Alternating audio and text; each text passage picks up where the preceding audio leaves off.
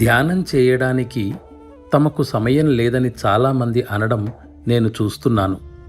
వారి జబ్బులకు, కష్టాలకు, శారీరక అవసరాలకు వారికెప్పుడూ కావలసినంత సమయం దొరుకుతుంటుందని మనందరికీ తెలిసిన విషయమే.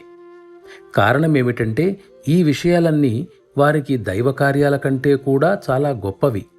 నిజానికి తన ప్రాపంచిక కార్యక్రమాలన్నింటికీ ఎలాంటి ఆటంకాలు లేకుండా ప్రతి క్షణము దైవచింతనతో ఒక వ్యక్తి నిమగ్నమై ఉండగలడు.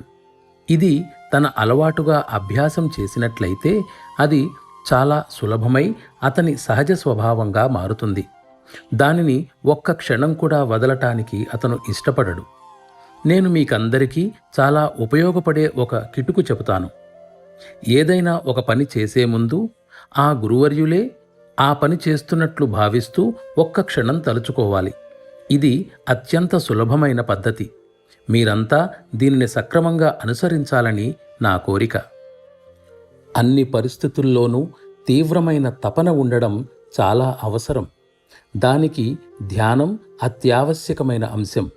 దానిలో అతడు దృఢంగా స్థిరపడినట్లయితే అతడి సమస్య చివరకు పరిష్కారమవుతుంది.